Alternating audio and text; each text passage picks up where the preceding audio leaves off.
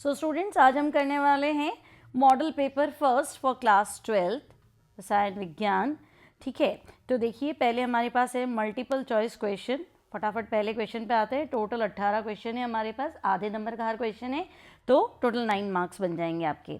ठीक है, तो पहले क्वेश्चन पे आते हैं बच्चों। पहला क्वेश्चन है ताप बढ़ाने से किसी विलयन का वाष्प दाब। तो अब तुम सोचो, टेम्परेचर बढ़ाएंगे तो टेम्परेचर बढ़ाने से वाष्प ज़्यादा बनेगी, है ना। कभी भी कोई लिक्विड को अगर अपन गर्म करेंगे तो ज़्यादा से ज़्यादा वाष्प बनेगी, तो वाष्प बनेगी तो वाष्प दाब भी बढ़ेगा, तो ताप बढ़ाने से वाष्प दाब बढ़ेगा।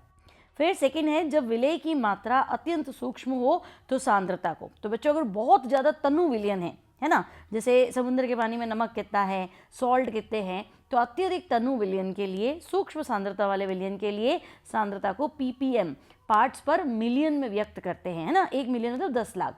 सेल अभिक्रिया की स्वतः प्रवर्तिता ज्ञात करने हेतु समीकरण। तो स्वतः प्रवर्तिता, स्पॉन्टेनिटी ज्ञात करने के लिए हम निकालते हैं डेल्टा जी, और डेल्टा जी का फॉर्मूला होता है -NFE, है ना। डेल्टा जी मुक्त ऊर्जा परिवर्तन, माइनस एनर्जी लॉस होना, N number of electron, F Faraday constant और E आपके सेल का विद्युत वाहक बल।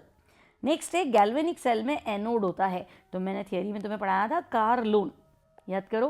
कार लोन में क्या बताया था, कैथोड पे रिडक्शन होगा, left oxidation anode negative, left oxidation anode negative, यानी एनोड हमेशा नेगेटिव होगा।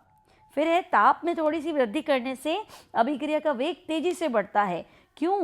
तो देखो हमारे पास फॉर्मूला है, ताप बढ़ाएंगे ना बच्चों तो K इक्वल्स टू, ये फॉर्मूला है अरीनियस के हिसाब से, K equals to A e⁻⁻ temperature बढ़ाएंगे तो E/RT की वैल्यू कम होगी, लेकिन माइनस में कम होगी, इसका मतलब बढ़ जाएगी। तो अगर हम टेम्परेचर बढ़ाते हैं तो रेट कांस्टेंट बढ़ता है।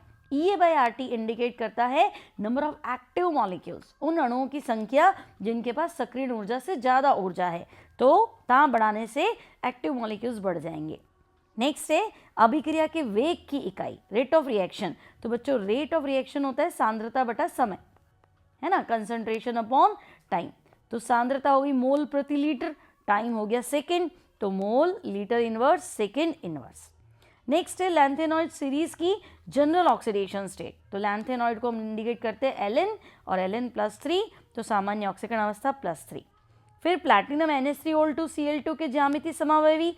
तो देखो ये इस तरह का कॉम्प्लेक्स है M A2B2 type of complex. तो होगा क्या, तो हम कहेंगे A 90 डिग्री पे, B 90 डिग्री पे, तो इसको आप बोलेंगे सिस, और A 180 डिग्री पे और B 180 डिग्री पे, इसको बोलेंगे ट्रांस। तो 2 GI बनेंगे प्लैटिनम NH3O2Cl2 के।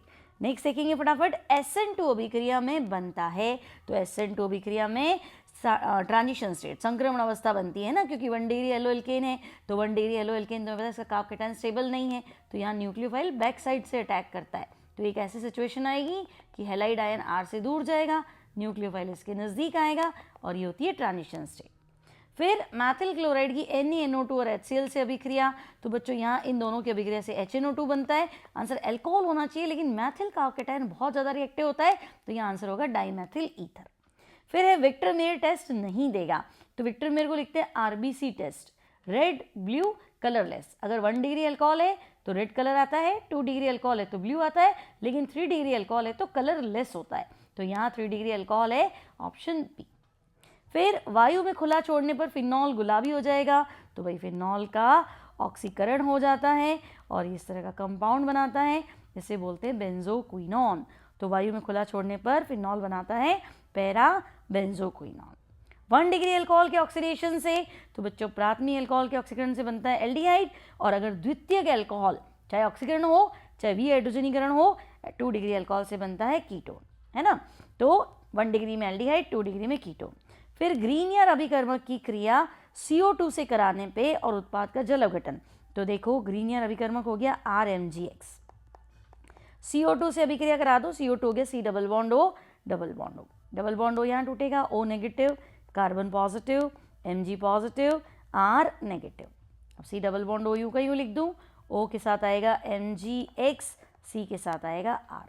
अब जल अवघटन करते चलो तो MgXOH गायब, तुम्हें मिलेगा RCOOH, यानी कि कार्बोक्सिलिक एसिड। तो यहाँ आंसर हो जाएगा कार्बोक्सिलिक एसिड। फिर एल्किल हैलाइड में नाइट्रोजन की संकरण अवस्था, तो सॉरी एल्किल अमाइन में नाइट्रोजन की संकरण अवस्था, तो अमाइन होता है NH2, मान लो RNH2 1 डिग्री अमाइन ले लिया, तो यहाँ देखो 3 तो बॉन्ड पेयर हैं, 1 लोन पेयर है, तो 3 + 1 टोटल 4 कक्षक अगर संकरण में भाग लेंगे तो संकरण होगा sp3। फिर निम्नलिखित में से प्राथमिक अमीन नहीं है, तो देखो NH2 है ना बेटा, वो प्राथमिक अमीन होता है, तो ये प्राथमिक अमीन है, ये भी प्राथमिक अमीन है। और अगर हम बात करें यहाँ आते हैं, ठीक है, तो अगर आप यहाँ देखें बच्चों, तो ये जो कंपाउंड है यहाँ पे सिर्फ N है ना, ये NH2 है तो ये प्राइमरी अमीन है, ये N जो है ये प्राइमरी अमीन नहीं है। फिर एंजाइम, तो एंजाइम बने होते हैं बच्चों प्रोटीन के, तो यहाँ आपका सही उत्तर हो जाएगा प्रोटीन।